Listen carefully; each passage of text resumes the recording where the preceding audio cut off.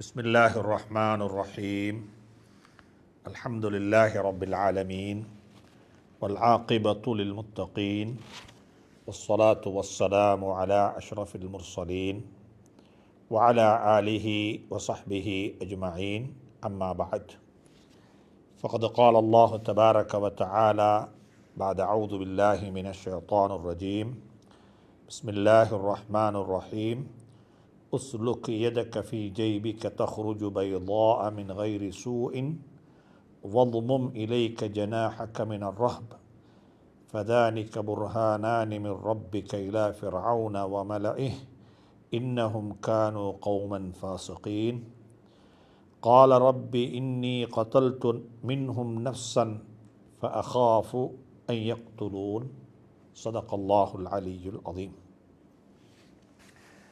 கண்ணியத்துக்கும் மதிப்புக்கும் மரியாதைக்கும் உரிய அன்பின் இஸ்லாமிய சகோதர நண்பர்களே, பெரியவர்களே, தாய்மார்களே, சகோதரிகளே, அல்லாஹ்க்கு சுப்ஹானஹு தஆலா நம் அனைவரையும் பொருந்திக் கொள்ள வேண்டும். நம் அனைவருக்கும் அல்லாஹ் சுப்ஹானஹு தஆலா குர்ஆனை விளங்கி அதன்படி வாழ்ந்து அமல் செய்து பிறரையும் அதன் பால் அழைத்து பிறருக்கும் வாழ்வை சொல்லிக் கொடுத்து எங்களுடைய வாழ்வை வரலாறாக ஆக்கிக்கொண்ட நிலையில் இந்த உலகை விட்டு பிரிந்து போக எனக்கும் உங்களுக்கும் இறைவன் துணை புரிய வேண்டும். ரமலானை நெருங்கிவிட்டோம். வந்துவிட்டது ரமலான். ரமலானை பற்றிய பேச்சுவார்த்தைகள், கதைகள் ஆங்காங்கே நடைபெற்று கொண்டிருக்கிறது. பள்ளிவாசல்கள் இன்னும் முழுமையாக அதனுடைய இயற்கை நிலைமைக்கு திரும்பவில்லை. அது திரும்ப வேண்டும் என்று இறைவனை வேண்டிக் கொள்கின்றோம், பிரார்த்திக்கின்றோம், ஆசைப்படுகின்றோம். எனவே ரமலானுக்கு முன்னால் பள்ளிவாசல்கள் எல்லாம் அதனுடைய இயல்பு நிலைக்கு திரும்பி கடந்த காலங்களில் ரமலானை நாங்கள் மிகவும் செழிப்பாக, சந்தோஷமாக, மகிழ்ச்சியாக எப்படி கழித்தோமோ அதே போன்று வரக்கூடிய ரமலானையும் இறைவன் ஹக்கு சுப்ஹானஹு தஆலா எனக்கு உங்களுக்கும் ஆக்கித்தர வேண்டும் என்று இறைவனை பிரார்த்தித்து கொண்டவனாக ரமலானுக்காக வேண்டி ஆயத்தம் செய்து கொள்ளவும் வேண்டும். கலாவான நோன்புகள் யாருக்கு இருக்கிறதோ அவர்கள் அந்த நோன்புகளை நோற்றுக்கொள்ளட்டும். அதே போன்று ரமலானை சந்திப்பதற்கு முன்னாலேயே அந்த ரமலானை எப்படி நாங்கள் கழிக்கப் போகிறோம் என்று சொல்லி திட்டமிட்டு கொள்வது மிக பொருத்தமானது. திட்டமிடுதல் என்று சொன்னால் அந்த ரமலானில் செய்யப்பட வேண்டிய அமல்களை எப்படி நாங்கள் செய்ய போகின்றோம். தராவீஹுடைய தொழுகை, இராக்கால தொழுகைகள், கடைசி 10 ரமலான் இஅ்திகாஃபுடைய அமல், இதே போன்று குர்ஆனுடைய திலாவத்து, பிறருக்கு உபகாரங்கள் செய்வதற்குரிய சந்தர்ப்பம்க்குரிய மாதம். எனவே அன்னதானங்கள் கொடுத்து, உபகாரங்கள் செய்து, பரோபகாரங்கள் செய்து, பிறருடைய கண்ணீரை துடைத்து அல்லாஹுடைய அருளை பெற்றுக்கொள்வதற்குரிய மாதமாக இந்த மாதம் இருக்கிறது, ரமதானுடைய மாதம் இருக்கிறது. எனவே பல வகையான ஹைர்களுக்கு சொந்தமான மாதமாக ரமலானுடைய மாதம் இருக்கிறது என்பதை நாங்கள் அறிந்து வைத்திருக்கின்றோம். எனவே ரமலானை சந்திப்பதற்கு முன்னால் செய்ய வேண்டிய வேலைகள் இருக்கிறது. அதில் முக்கியமானது கலா நோன்பு. யாருக்கெல்லாம் இருக்கிறதோ அவர்கள் அந்த நோன்புகளை கலா செய்து கொள்ள வேண்டும். இருக்கக்கூடிய நோன்புகளை விடவும் எஞ்சியிருக்கக்கூடிய நாட்கள் சிலருக்கு குறைவாகவும் இருக்கலாம். 60 நோன்புகள் பிடிக்கிருக்கிறது. சென்ற வருடத்துடைய நோன்பும் கலாவானது, அதற்கு முந்தின வருடத்துடைய நோன்பும் கலாவாகிவிட்டது, பிடித்து கொள்ள கிடைக்கவில்லை. அப்படிப்பட்டவர்களும் இருக்கத்தான் செய்வார்கள். ரமலானை அடைவதற்கு இருக்கின்ற நாட்களை விடவும் பிடிக்கப்பட வேண்டிய நோன்புகளுடைய நாட்கள் அதிகமாக யாருக்கெல்லாம் இருக்கிறதோ அவர்கள் என்ன செய்ய வேண்டும், எப்படி அந்த கடமையை நிறைவேற்ற வேண்டும் என்பதை உலமாக்களை அணுகி நாடி அவரிடத்தில் அதற்குரிய தீர்வை பெற்றுக்கொள்ளுங்கள். அதே போன்று ரமலானை கழிப்பதற்கு திட்டமிட்டு கொள்ளுங்கள். சந்தோஷமாக ஏனென்றால் அல்லாஹ்விடத்தில் எப்பொழுதுமே நாங்கள் கேட்கின்றோம், அல்லாஹும்ம பல்லிக்னா ரமலான், யா அல்லாஹ் ஆரோக்கியமான நிலையில் ஆஃபியத்தான நிலையில் ரமலானை அடைந்து கொள்வதற்கு எனக்கும் குடும்பத்துக்கும் அகிலத்தாருக்கும் துணை புரிவாயாக. ஏனென்றால் எத்துணை பேருடைய வாழ்நாள் முடிய இருக்கிறதோ தெரியாது. ரமலானுக்கு முன்னால், ரமலானை அடைவதற்கு முன்னால் மன்னரையை சந்திக்க வேண்டியவர்கள் எத்தனை பேர் நம்மில் இருக்கிறோமோ தெரியாது. அதே வயசாளிகள், நோய்வாய்ப்பட்டவர்கள் என்று சொல்லியல்ல, எப்படியும் மரணம் வந்து சேரலாம். குல் இன்னல் மௌத்தல்லதி தஃபிர்ரூன மின்ஹு ஃபஇன்னஹு முலாகீக்கும். நீங்கள் மௌத்தை தேடி போக தேவையில்லை, மௌத் உங்களை தேடி வந்து சேர்ந்து விடும், அது உங்களை சந்தித்து கொள்ளும். அப்படி தான் அல்லாஹ் சொல்லுகிறான். உங்களை அது சந்தித்து கொள்ளும். நீங்கள் எவ்வளவு தான் ஓடினாலும் வலு குந்தும் ஃபீ புரூஜின் முஷையதா, நீங்கள் இறுக்கமான உறுதியான குகைகளுக்குள்ளே நீங்கள் பதுங்கி கொண்டாலும் கூட அந்த இடத்திலும் உங்களுடைய அஜல் முடிந்து விட்டால் அஜல் முடிந்து விடும். அது அவ்வளவு தான். எனவே அன்புக்குரிய நண்பர்களே, சகோதரர்களே, ரமதானை அடைவதற்கு முன்னால் எத்துணை பெயர்கள் நம்மில் வாழ்நாளை முடித்து கொள்ள இருக்கிறார்களோ தெரியாது. அதே போன்று வாழ்நாள் தான் கிடைத்து விட்டது, ஆனால் ஆரோக்கியமான வாழ்வு கிடைக்கவில்லை. வைத்தியசாலையில் கழிக்க இருக்கின்றோம். சுப்ஹானல்லாஹ், சுப்ஹானல்லாஹ். அல்லாஹ்விடத்தில் ஆரோக்கியமான வாழ்வுக்கு பிரார்த்தனை செய்ய நானும் நீங்களும் கடமைப்பட்டிருக்கின்றோம். வஆஃபினி ஃபீமன் ஆஃபைத், யாரையெல்லாம் இந்த உலகத்தில் ஆரோக்கியமாக நீ வாழ வைத்திருக்கிறாயோ அவர்களில் என்னையும் ஒருவனாக ஆக்கி எனக்கும் ஆரோக்கியமான வாழ்வை தந்துவிடு என்று அல்லாஹ்விடத்தில் பிரார்த்தனை செய்கின்றோம். ஆரோக்கியமான வாழ்க்கை, சுப்ஹானல்லாஹ். காலத்தின் மிக முக்கியமான தேவை ஆரோக்கியமான வாழ்க்கை. ஏனென்றால் நான் இதற்கு முந்தியும் சொல்லி இருக்கின்றேன், இந்த நாட்டு மக்களில் முஸ்லீம்களுடைய விகிதாசாரம் 10-11 என்பதாக நாங்கள் நினைத்து கொண்டிருந்தாலும், உண்மையிலேயே நாங்கள் 10% இருக்கிறோம் என்று சொல்லி அரசாங்கம் சொல்லுகிறது என்று இருந்தாலும் கூட நாங்கள் விளங்கிக் கொள்ள வேண்டும், நோயாளிகள் என்ற அடிப்படையில் முஸ்லீம்களுடைய விகிதாசாரம் என்ன? நோயாளிகள் என்ற அடிப்படையில் முஸ்லீம்களுடைய விகிதாசாரம் என்ன? நோயாளிகள் என்று சொல்லி பார்க்கும் பொழுது முஸ்லீம்களுடைய விகிதாசாரத்தை சில வைத்தியர்கள் ஆய்வு செய்திருக்கிறார்கள். அவருடைய ஆய்வுகளின் பிரகாரம் 23% என்பதாக சொல்லுகிறார்கள். சுப்ஹானல்லாஹ். ஆரோக்கியமான வாழ்வு என்று சொல்லுவது நோயில்லாத வாழ்வு. ஆரோக்கியமான வாழ்வை கட்டியெழுப்பதற்கு தனி மனிதர் என்ன செய்ய வேண்டும்? குடும்பமாக இருந்து என்ன செய்ய வேண்டும்? சமூகமாக இருந்து என்ன செய்ய வேண்டும்? அனைவருமாக சேர்ந்து ஒரு முடிவுக்கு வந்தால் மட்டும்தான் ஆரோக்கியமான வாழ்வு என்று சொல்லக்கூடிய ஒன்றை கட்டியெழுப்ப முடியும். உண்ணக்கூடிய உணவு, வாழ்க்கையினுடைய கலாச்சாரம், அதாவது நித்திரைக்கு செல்வது மிக பிந்தின இரவில், அதிகாலையில் எழும்புவது குறைவு, அப்படி எழும்பித்தான் சுபகுடைய தொழுகை தொழுதுவிட்டாலும் மீண்டும் தூங்கக்கூடிய பழக்கம், சூரிய வெளிச்சம், அதிகாலையினுடைய சூரிய வெளிச்சம் எத்துணை முஸ்லீம்களுக்கு அதை அனுபவிக்கக்கூடிய சந்தர்ப்பம் கிடைத்திருக்கிறது. குறிப்பாக பெண்கள்.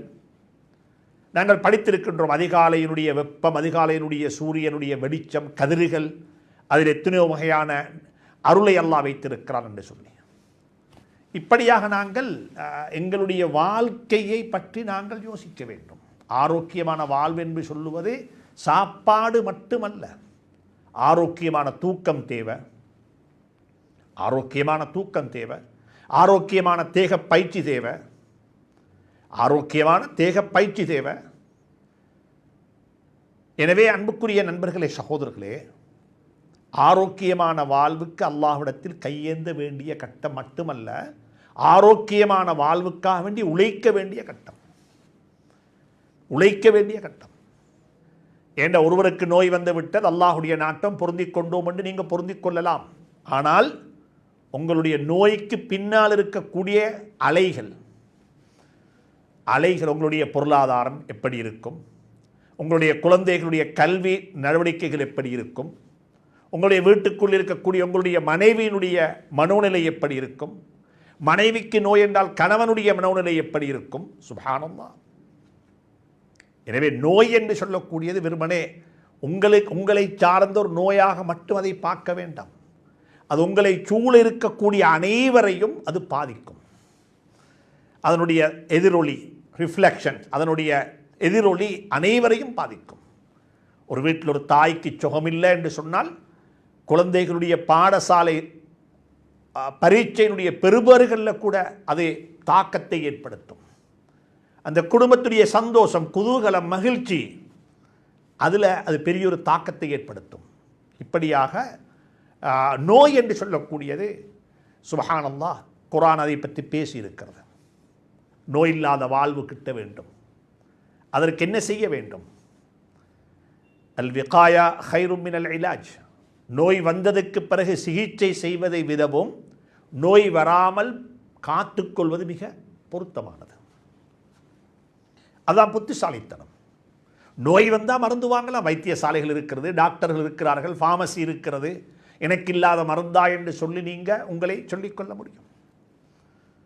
ஆனால் ஞாபகத்தில் வைத்துக் கொள்ளுங்கள், ஆரோக்கியமான வாழ்வு.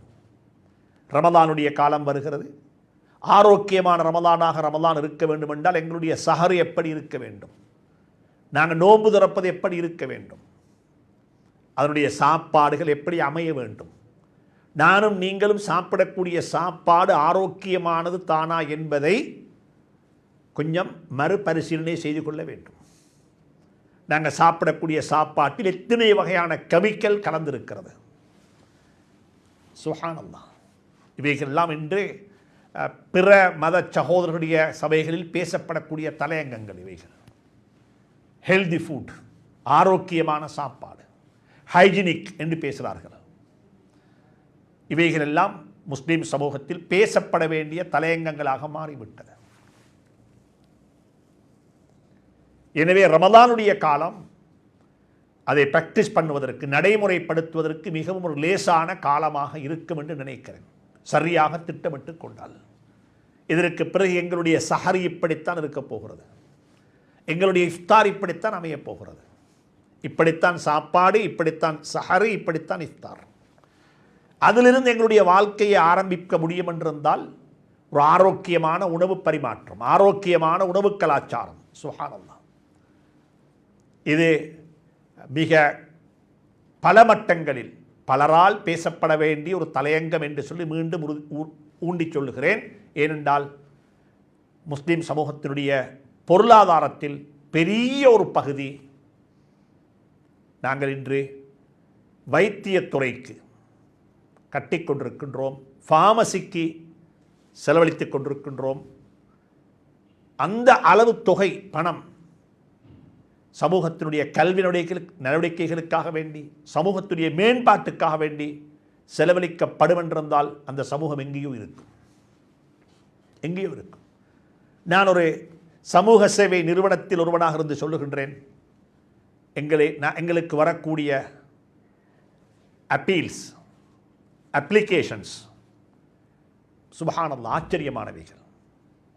பைபாஸ் பண்ண வேண்டும், கிட்னி டிரான்ஸ்ஃபர் பண்ண வேண்டும், ஈரல் உடைய அது ஈரல் மாற்ற வேண்டும், கேன்சர், இப்படியாக ஆச்சரியமான அளவு பணம், அதாவது பெரும் லட்சக்கணக்கான கோடிக்கணக்கான ரூபாக்கள் பணம் ஒவ்வொரு நிறுவனத்திலும் அதற்காக வேண்டி செலவழிக்கப்பட்டு கொண்டிருக்கிறது. எங்களுடைய நிறுவனத்தை பொறுத்தவரையில் அப்படிப்பட்ட ஒரு ஏற்பாடு எங்களிடத்தில் இல்லை. ஆனால் எங்களுக்கு தெரியும், எங்களிடத்தில் வரக்கூடிய ஆவணங்களை பார்க்கும் பொழுது, அப்ளிகேஷன்ஸை பார்க்கும் பொழுது ஆச்சரியமாக இருக்குது. இவ்வளவு பெரிய ஒரு பணம் வைத்தியத்துறைக்கு, வைத்தியசாலைகளுக்கு செலவழிக்கப்படுகிறதா? அதுவும் இந்த நாட்டில் இலவச வைத்தியம் இருக்கிறது, இலவசமாக அனைத்தும் கிடைக்கிறது. அது ஒரு பக்கமாக இருக்க, மேலதிகமாக தனியார் வைத்தியசாலைகளுக்கு செலுத்தக்கூடிய பணத்தை பார்க்கும்பொழுது ஆச்சரியமாக இருக்கிறது. எனவே சந்தர்ப்பம் ஒன்று கிடைக்கும் பொழுது நாங்கள் ஒரு ஆரோக்கியமான வாழ்வு, ஆரோக்கியமான உணவு பழக்க வழக்கம், ஆரோக்கியமான நித்திரை, ஆரோக்கியமான ஒரு வீட்டுத் தோட்டம், ஆரோக்கியமான உடற்பயிற்சி, சூரிய வெப்பத்தினுடைய தேவை இவ்வளவு மனிதனுடைய உடம்புக்கு முக்கியமானது. மனிதனுடைய உடம்புக்கு முக்கியமானது.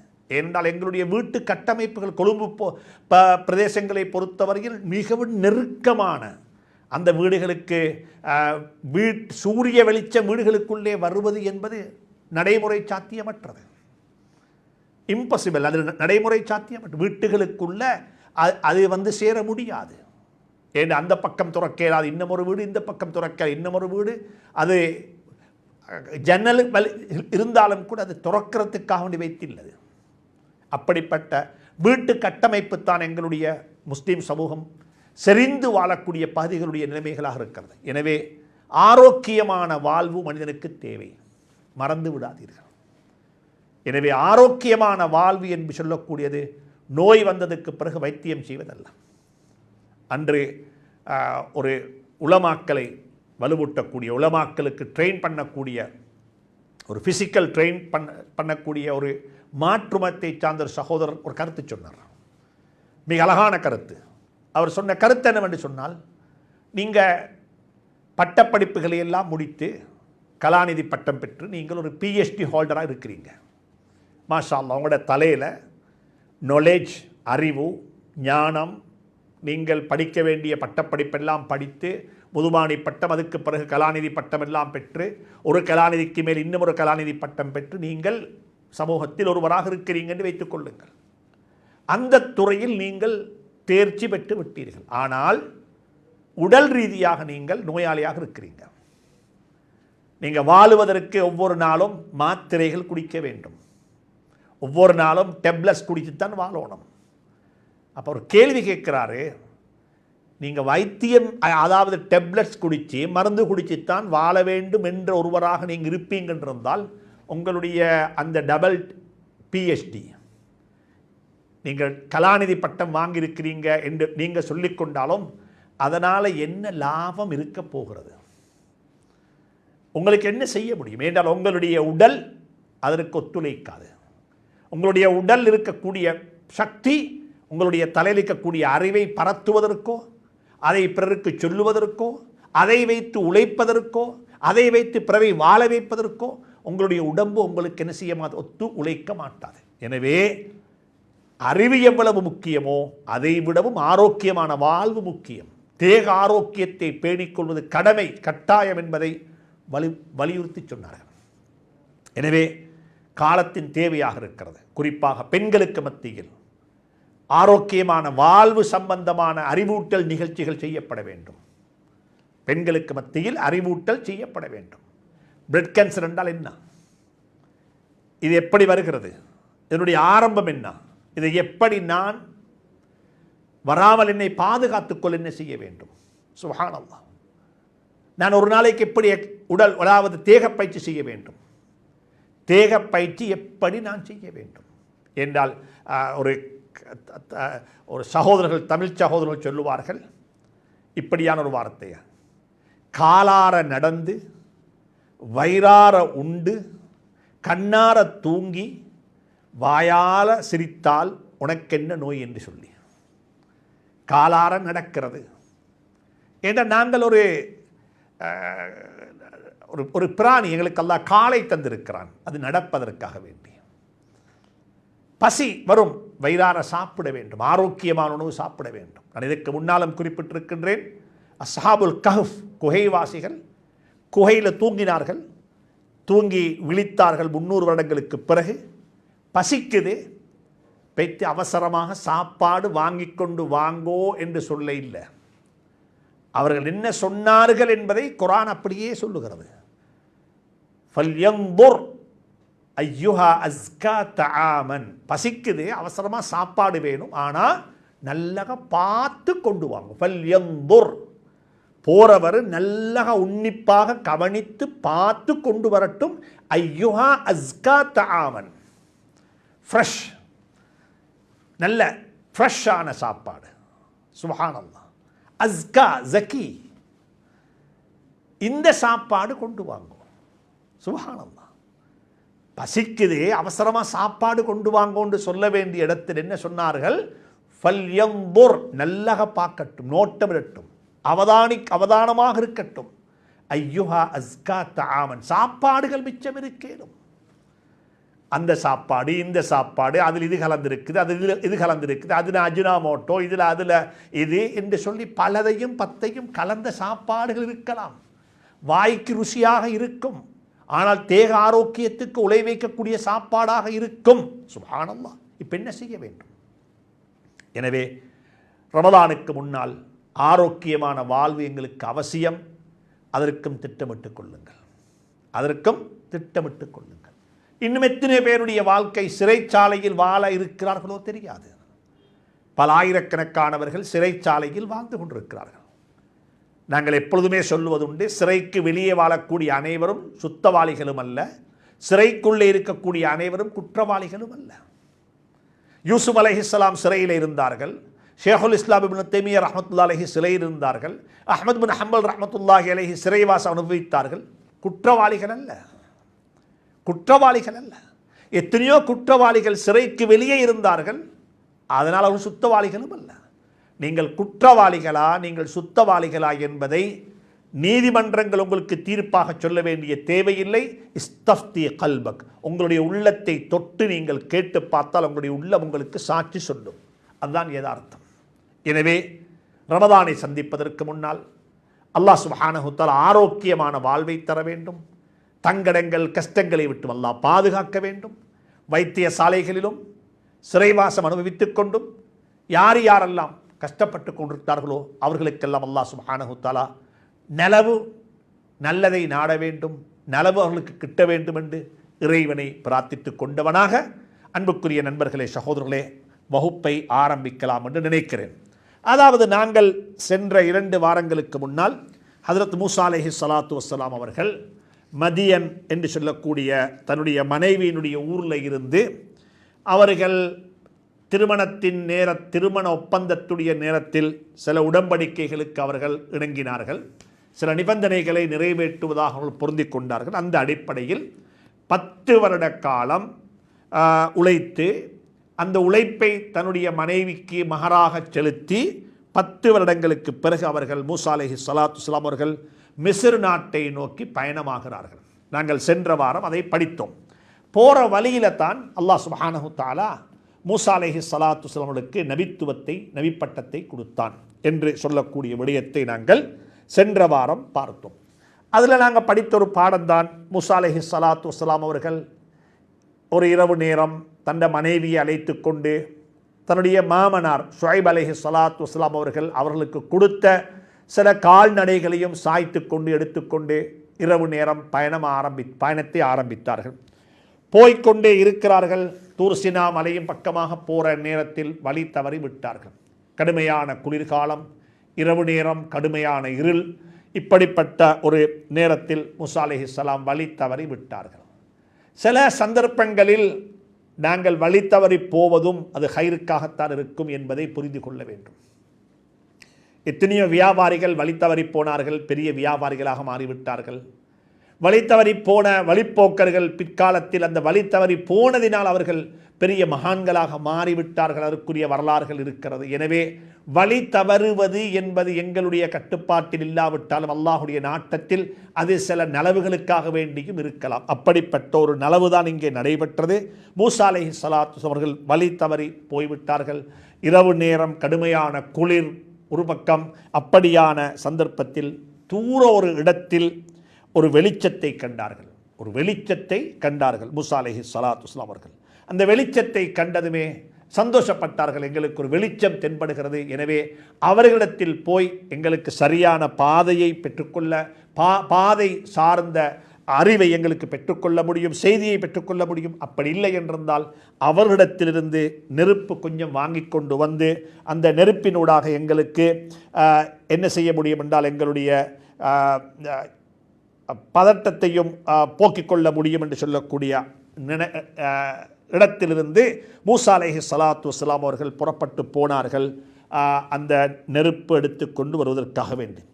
அந்த இடத்தை நோக்கி நகன்று கொண்டிருக்கிறார்கள், போய்கொண்டிருக்கிறார்கள். போகக்கூடிய சந்தர்ப்பத்தில் தன்னுடைய மனைவி மூசா அலைஹிஸ்ஸலாத்து வஸ்ஸலாம் இடத்தில் இருக்கவில்லை. அவர்களை அந்த இடத்தில் நீங்கள் இதே இடத்தில் அமைதியாக நீங்கள் இருந்து கொள்ளுங்கள், நான் நெருப்படுத்திக் கொண்டு வருகிறேன் என்று சொல்லி மூசா அலைஹிஸ்ஸலாம் புறப்பட்டு போற சந்தர்ப்பத்தில் அல்லாஹ் சுப்ஹானஹு வ தஆலா சொல்லுகிறான், ஒரு சத்தம் கேட்கிறது.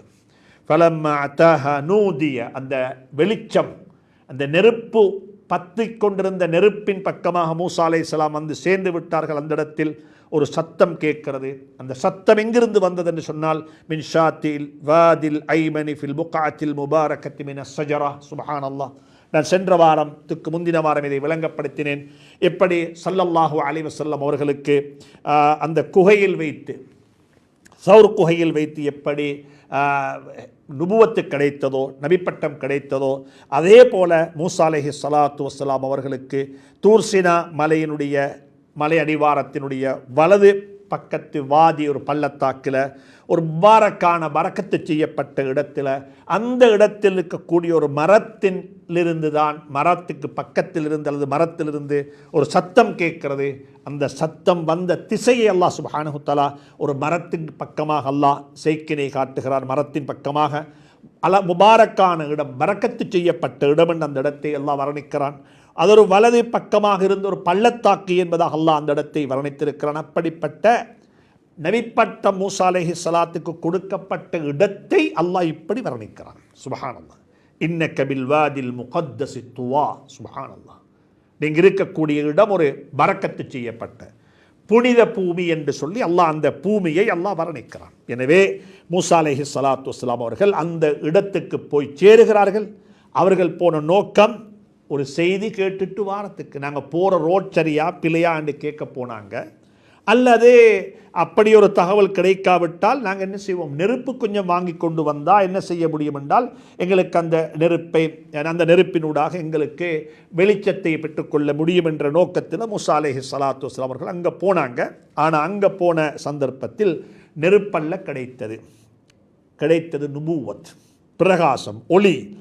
அங்கே போன சந்தர்ப்பத்தில் நூதி அழைக்கப்பட்டார் மூசா அலைஹிஸ்ஸலாம். ஐயா மூசா, ஓ மூசாவே, இன்னி அனல்லாஹு ரப்புல் ஆலமீன், நான் தான் அகிலத்தாரை படைத்து பரிபாலித்து கொண்டிருக்கக்கூடிய ரப்புல் ஆலமீன், நான் தான் அல்லாஹ் என்று சொல்லி அல்லாஹ் தன்னை முதல் முறையாக மூசா அலைஹிஸ்ஸலாத்து வஸ்ஸலாம் அவர்களுக்கு நேரடியாக அறிமுகப்படுத்துகின்றான்.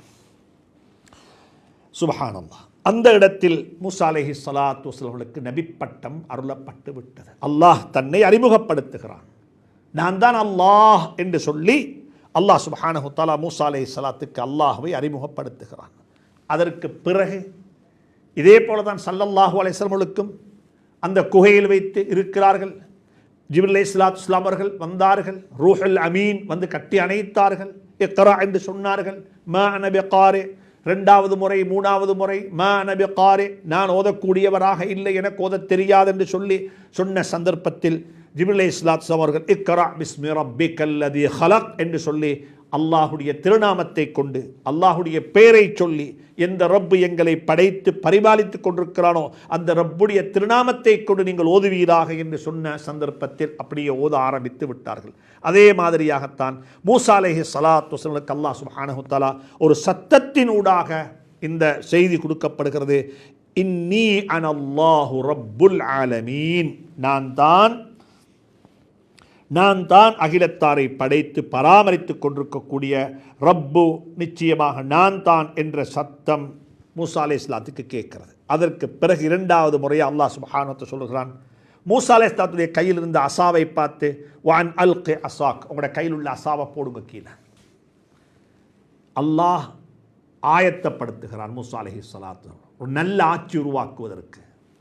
நீங்கள் யார்கிட்ட போக போகிறீங்க? பயந்தவராக போக போகிறீங்க. பயப்பட வேண்டிய தேவையில்லை. நீங்கள் கண்ணுக்கு தெரியாத ஒரு ஃபிரௌனை கண்டு பயப்படுகிறீர்கள். கண்ணுக்கு தென்படக்கூடிய கம்பு, அதன் மீது நீங்கள் நம்பிக்கை வைக்கிறீங்க. இது உங்களோட கம்பு, இது உங்களோட அசா, இதில் உங்களுக்கு பிரயோசனம் இருக்கிறது. சுப்ஹானல்லாஹ். மூசா அலைஹிஸ்ஸலாம் அப்படித்தான் சொன்னார்கள். வலிய ஃபீஹா மஆரிபு உஹ்ரா, இதில் எனக்கு இன்னும் பல பிரயோசனங்கள் இருக்கிறது என்று சொல்லி அல்லாஹ்வுடைய பேச்சை தொடர்றாங்க மூசா அலைஹிஸ்ஸலாத்து வஸ்ஸலாம் அவர்கள். அல்லாஹுடைய பேச்சை தொடர்றாங்க. அல்லாஹ் கேட்க மமாத்தில் கபியமீனுக்க யா மூசா, உங்களோட கையில் என்ன இருக்குது வாப்பா, என்ன இருக்குது என்று சொல்லி மூசா அலைஹிஸ்ஸலாத்துக்கு அல்லாஹ் கேட்ட சந்தர்ப்பத்தில் அது என்னுடைய ஆசா, அதில் நான் இப்படி செய்து கொள்வேன் என்று சொல்லி அதனுடைய பலாபலங்களை எல்லாம் மூசா அலைஹிஸ்ஸலாம் அல்லாஹ்வுக்கு முன்னால் பயான் செய்ய ஆரம்பித்தார்கள், அல்லாஹ்வுக்கு முன்னால் தெளிவுபடுத்தினார்கள். அந்த சந்தர்ப்பத்தில் அல்லாஹ் சுப்ஹானஹு வ தஆலா சொன்னான், நிலைமைகளை மாற்றக்கூடியவன் நான், சந்தோஷத்தை கவலையாக, கவலையை சந்தோஷமாக. சுப்ஹானல்லாஹ். நெருக்கடியான வாழ்க்கையை ஒரு விசாலமான வாழ்க்கையாக, விசாலமான ஒரு வாழ்க்கையை நெருக்கடியான வாழ்க்கையாக. சுப்ஹானல்லாஹ்.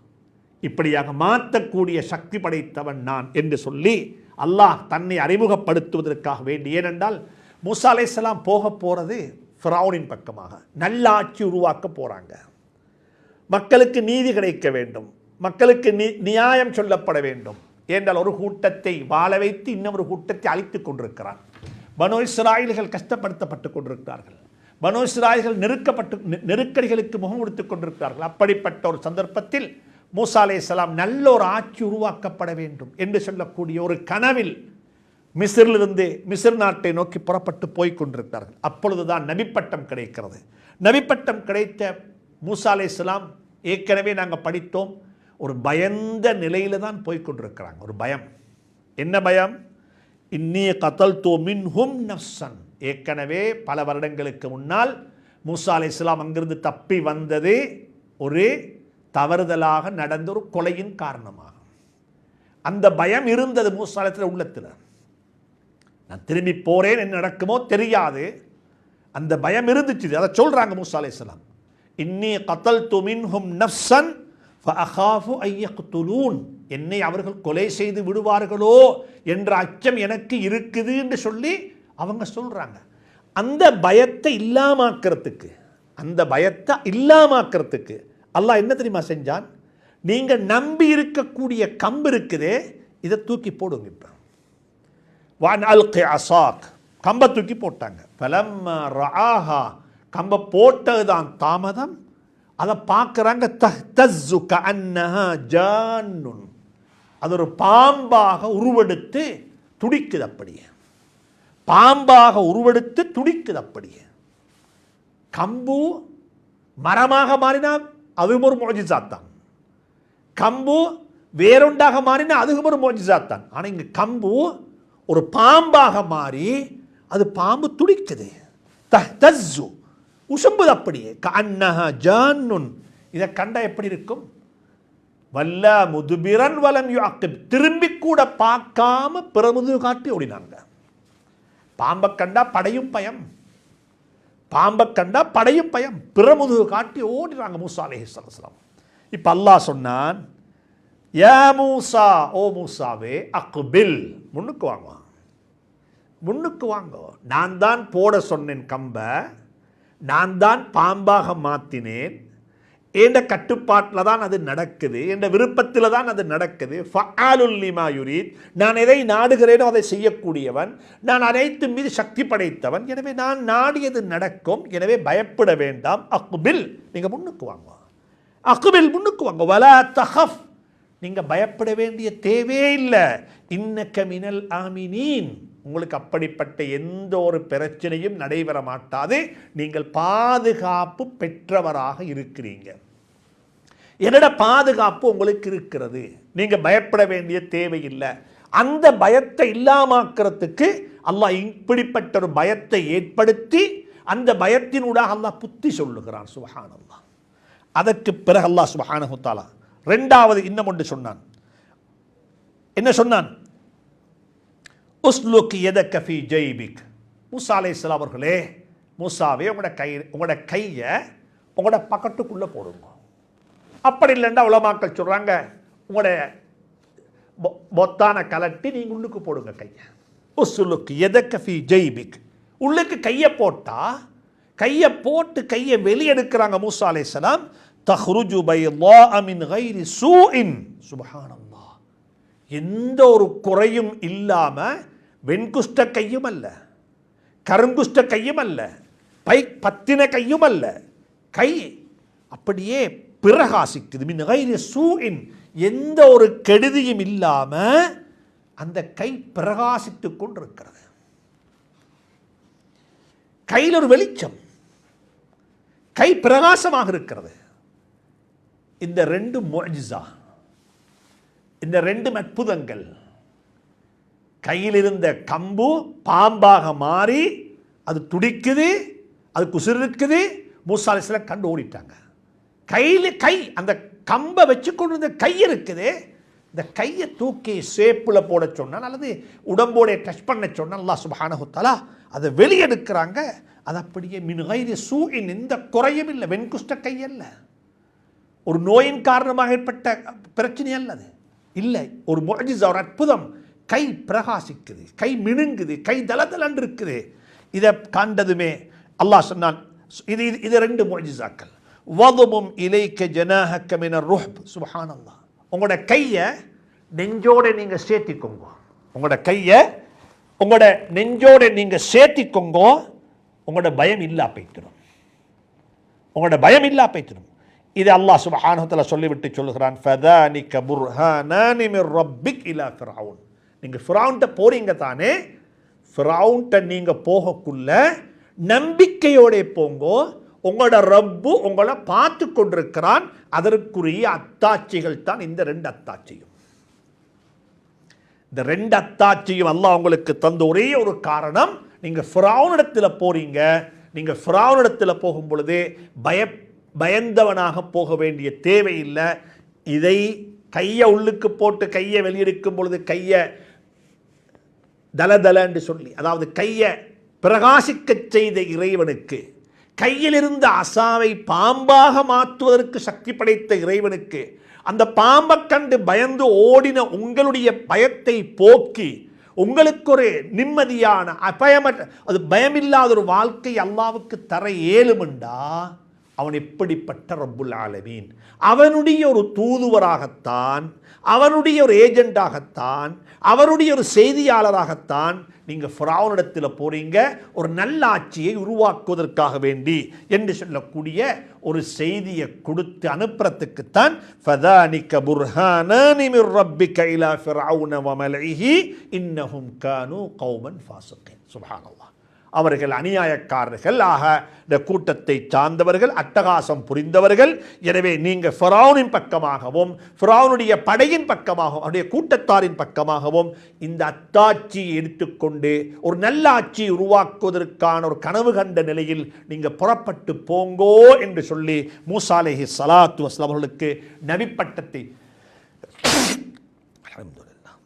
நபிப்பட்டத்தை அல்லாஹ் கொடுத்து அவர்களை வழி அனுப்பி வைத்தான். நீங்கள் போய் என்ன பேச வேண்டும்? சூரத் தாஹாவில் அல்லாஹ் சுப்ஹானஹு தஆலா மூசா அலைஹிஸ்ஸலாத்தை வழி அனுப்பும் பொழுது அல்லாஹ் சுப்ஹானஹு தஆலா சில புத்திமதிகளையும் சொல்லி வழி அனுப்பினார். நீங்கள் என்ன செய்ய வேண்டும்? அங்கே போய் ஃபிரௌனிடத்தில் போய் நீங்கள் என்ன செய்ய வேண்டும்? நிச்சயமாக ஃபிரௌன் ஃபதானிக புர்ஹானானி மிர் ரப்பிக இலா ஃபிர்அவுன வ மலஇஹி, நீங்கள் ஃபிரௌனின் பக்கமாகவும் ஃபிரௌனுடைய கூட்டத்தாரின் பக்கமாகவும் நீங்கள் இந்த ரெண்டு அத்தாட்சிகளையும் எடுத்துக்கொண்டு போய் அவர்களுக்கு என்ன செய்ய வேண்டும், என்ன கதைக்க வேண்டும் என்பதை சொல்லுவதற்கு அல்லாஹ் சுப்ஹானஹு வ தஆலா வழிகாட்டி விட்டு சொல்லுகிறான், இன்னஹும் கானூ கௌமன் ஃபாஸிகீன். நிச்சயமாக அவர்கள் வழி தவறிப்போன பாவம் செய்யும் கூட்டத்தினராகவே இருக்கிறார்கள். பாவத்தில் பிறண்டு கொண்டே இருக்கிறார்கள், பாவத்தில் மூழ்கிக் கொண்டே இருக்கிறார்கள். அப்படிப்பட்ட ஒரு கூட்டமாகவே அவர்கள் இருக்கிறார்கள். எனவே நீங்கள் அவர்களை நோக்கி பயணமாகுங்கள் என்று சொல்லி அல்லாஹ் சுப்ஹானஹு வ தஆலா நபிப்பட்டத்தை, நுபுவத்தை கொடுத்து அவர்களை தயார்படுத்தி விட்டான். அதற்கு பிறகு மூசா அலைஹிஸ்ஸலாம் இப்போ ஆயத்தமாகிறாங்க, போக வேண்டும். எங்கே போக வேண்டும்? ஃபிரௌனிடத்தில் போக வேண்டும். அப்போ சொல்கிறாங்க, அப்பேன்னு சொல்கிறாங்க, நீ அல்லாஹ், நீ எனக்கு ஒரு பொறுப்பை தந்திருக்கிறாய், நீ எனக்கு ஒரு பொறுப்பை தந்திருக்கிறாய், நான் அந்த பொறுப்பை சுமந்து கொண்டு போக போகிறேன். ஆனால் எனக்கு ஒரு பயம் இருக்குது. என்ன பயம்? கால ரப்பி இன்னி கதல்து மின்ஹும் நஃப்ஸன். இதற்கு முந்தின காலங்களில் என்னால் ஒரு கொலை நடைபெற்று விட்டது. அவர்களுடைய கூட்டத்தாரில் ஒருவரை நான் கொலை செய்திருக்கிறேன். அவர்கள் என்னை விடமாட்டார்கள். ஃபஅகாஃபு அன் யக்துலூன். அவர்கள் என்னை கொலை செய்து விடுவார்களோ என்ற பயம் எனக்கு இருக்கிறது யா அல்லாஹ் என்று சொல்லி அல்லாஹ்விடத்தில் தன்னுடைய குறை, தன்னிடம் இருக்கக்கூடிய பயத்தை முன்வைக்கிறார்கள்.